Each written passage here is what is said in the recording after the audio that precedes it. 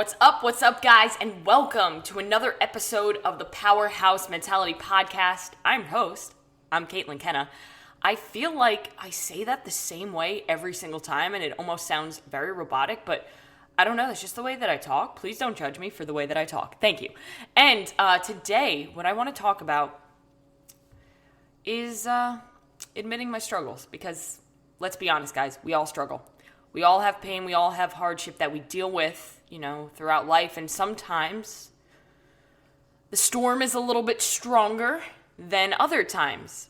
And over the past, I want to say 4 to 6 weeks, I've been riding through a tough storm. And it wasn't until today that I kind of had an epiphany and realized that I need to stop this before it gets out of control, and I need to take ownership. And that's what this episode will be focused on, taking responsibility and taking ownership, because it's something that I had to do in the past when I originally had my eating disorder, because nobody told me to starve myself, right? I had to take ownership of that. And it wasn't until I took ownership and took responsibility and realized that I was the only reason why I was in that situation, because of how I reacted to different areas of my life and how I dealt with stress. It's not until you take responsibility and ownership that you're able to make that change. It's literally the first step, right? The first step, admitting you have a problem, taking ownership. Because wherever you are in life, no matter where it is, whether it's, in a happy place, in a sad place, in a bad place, wherever it is, it's 100% because of you. It's not because of the things that are happening to you, because things don't happen to you, they happen for you. Change your mind, change your mindset, change your perspective, guys. And I'll be honest, because this episode is probably going to be a little bit fumbly with my words, because, this is hard for me to admit. But the reason why I share my story, why I share my struggles, whether they be past struggles or present struggles, is because if one person can learn something from it, and if one person can make the change that they need to make from hearing my words and from hearing my experience and my story, then I win. Because my mission is to create an impact and change lives one person at a time, in whatever way they need it. Whether it be with the fitness and nutrition coaching that I do, or whether it just be with telling my story and sharing the valuable lessons that I've learned throughout my journey. So let's rewind a little bit. About 4 weeks ago, I was in St. Louis at First Form HQ for a Legionnaire conference. Met up with some of my absolute favorite people on, I swear to God, guys, First Form HQ, if you've never been there, it's basically Disney World. The attention to detail, the people, the mission, it's an absolutely incredible place. The energy is insane. And, that kind of led to a little bit of a insane workout. But we always do insane workouts, so it's nothing new there. But the only thing is that, we drove through the night, me and my friend Caitlin. Caitlin was on this podcast before. We drove through the night. It was a 12-hour drive. I had 1% recovery on my whoop. I had 1 hour of sleep. So I wasn't recovered, and my mom actually sent me a text when she saw that and said, hey, be careful working out, because if you're not recovered, you're probably going to hurt yourself. And like the stubborn person I am, I laughed at it and I said, ha ha ha, you're funny, Mom, I'll be fine. Later that afternoon, while doing a workout, I'm trying to think exactly what it was. So I got it. It was 5 sets with 1 minute rest in between sets. It was 5 heavy clean and jerks, 7 lateral burpees over the bar, and a 9-calorie echo bike. So you're breathing pretty heavy, and you're doing heavy weight. And on those clean and jerks, I started to feel a little bit of something happening in my rib cage. And lo and behold, I popped a rib out of place. If you've ever done that before, it's extremely painful. Would not recommend to anyone. So I popped a rib out of place, and I felt a little bit of tenderness and soreness after that workout. But later on that evening, we went and we hung out with a bunch of people at this game place. It was called Rec Hall in St. Louis. and we were throwing a football around, and I threw the football one time, and I was like, oh, crap. And that's like the moment where I realized I popped a rib, because I've done it in the past, so I knew exactly what it felt like. Went to the chiropractor a couple days later when I got home, and lo and behold, my one of my floating ribs, which is your 11th and 12th rib, was out of place. So popped it back in. We're feeling good. We're still very, very sore, but I'm slowly easing back into working out, because like I said, I'm a stubborn person. So I went 2 days working out at a very high intensity with a rib out of place before my stubborn ass went to the chiropractor to get it popped into place and take the L and pay a couple dollars for it. I spent 2 days trying to pop it back into place. Again, things that I would not recommend. Don't do that. Go to a professional. I love the chiropractor. Chiropractors save lives. But back to the story. I was feeling good. The sharp pain was gone. I was dealing with, again, soreness, inflammation. When a rib's popped out of place and it's leaning on nerves and muscles and things, it's going to take a little bit of time to recover. And I was doing overhead press a couple days later, getting back into it probably too quickly. And I felt it again. And I was like, you know what? I think I'm okay. I think I'm good. The next morning, it was still pretty painful, but I went on a run anyway because I'm stubborn, okay? We've covered that. I'm very stubborn. I went on a run, and as soon as I finished the run, I took a breath, and I was like, man, this is worse than before. This is bad. I on a scale of 1 to 10, I have a very high tolerance for pain, and on a scale of 1 to 10, that pain that I felt that entire day, because I wasn't able to get to the chiropractor until the next day, and I still worked out like an idiot, but I was crying while doing sit-ups, so that just proves you that it was a bad day. On a scale of 1 to 10, that was probably like a 25.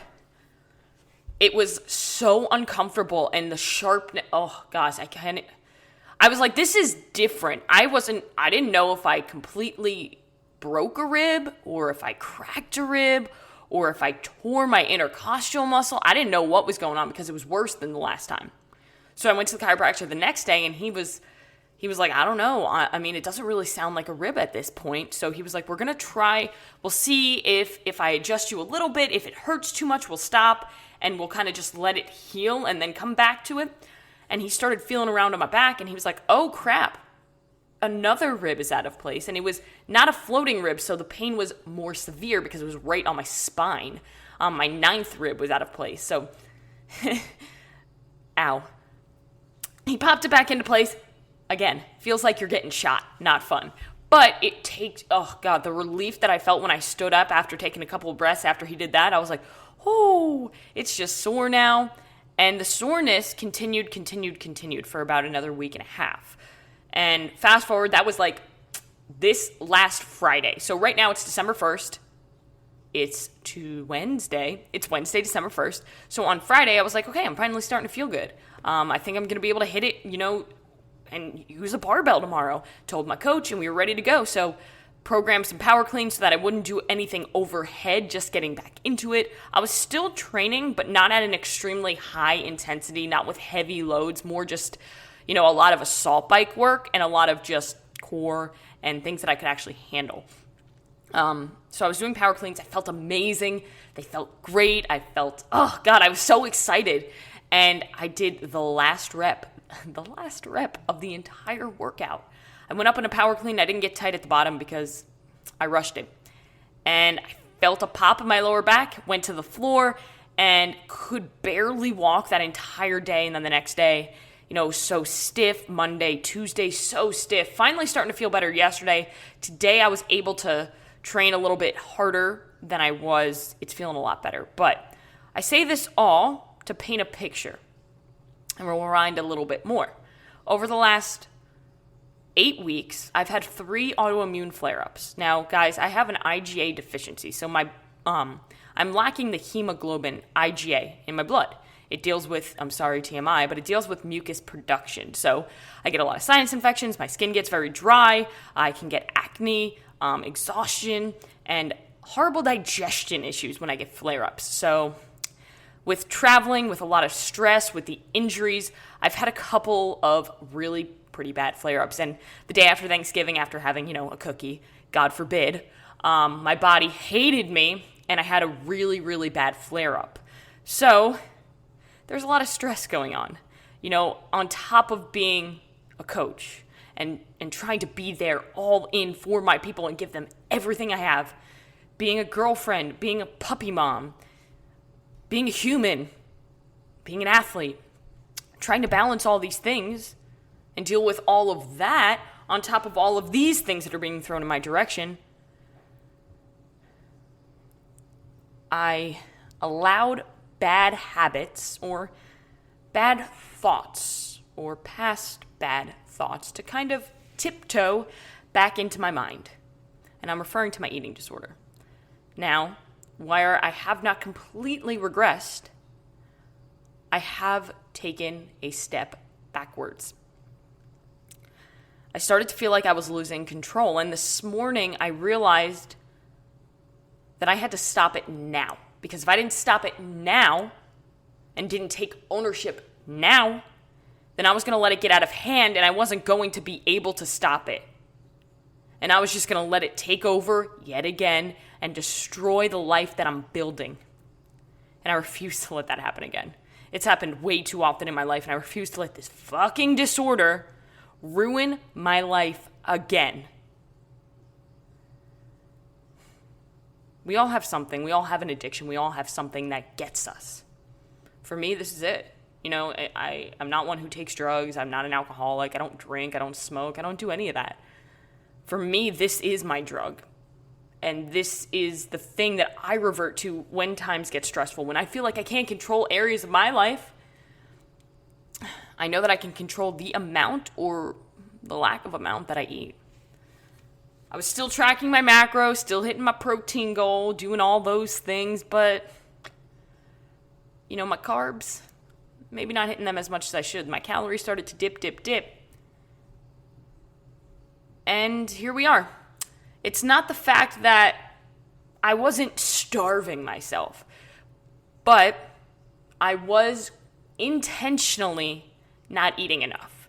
Because when I thought about eating more and not training as hard, I would have panic attacks and anxiety and felt like my brain was going to blow up. And I wanted to just cry.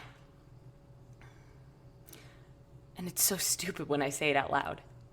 That I was intentionally not eating enough because I wasn't training enough.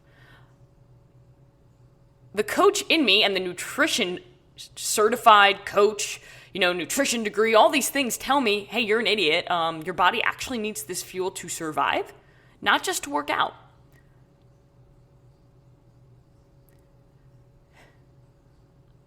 Yeah, this is hard.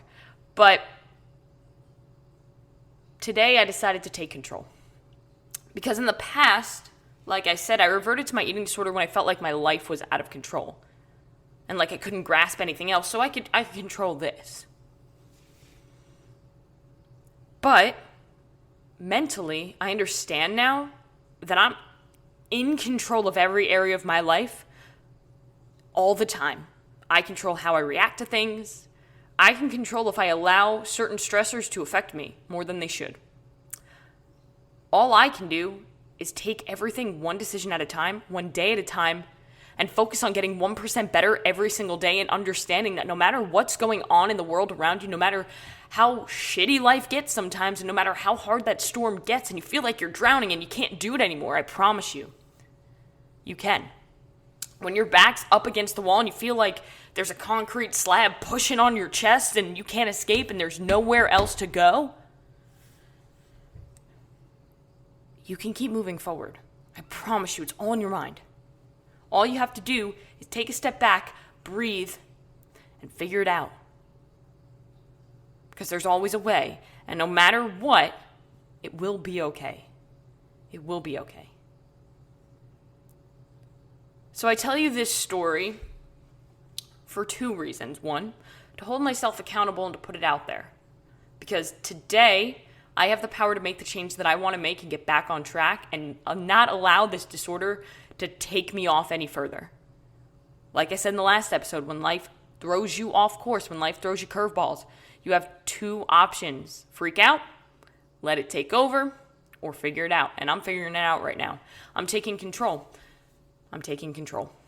So today, I planned out my whole day. I'm hitting my macros. And I'm not veering from the plan. Because I have the discipline, I have the fortitude, and I have the grit, and I have the mindset to do what it takes with zero options and zero compromise. And I need to get to that. I need to not allow that eating disorder to disrupt that mental sharpness.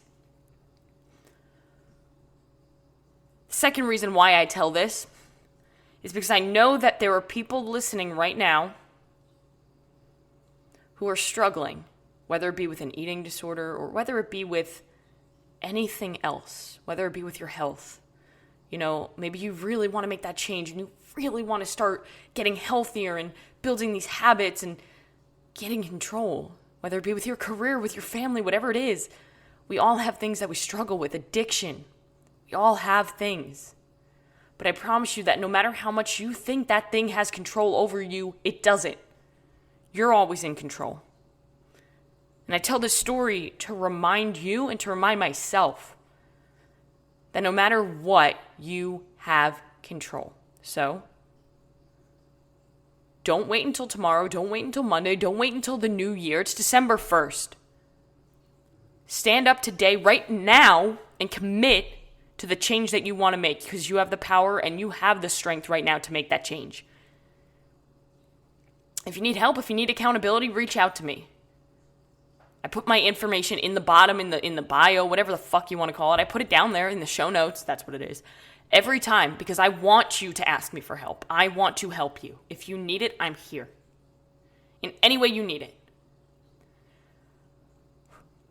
Well, that's really all that I wanted to talk about today. I wanted to just get that out there, get it off my chest, get it off my shoulders, and tell you that I'm not allowing this bullshit to take over anymore. I'm on track, and I'm ready to fucking go. Go all in on my goals, and go all in on squashing this disorder again, and squashing these thoughts. So, I'm going all in, and I hope that you join me. Guys, go out today, make it a great day, and do one thing today that's going to take you one step closer to where you want to be.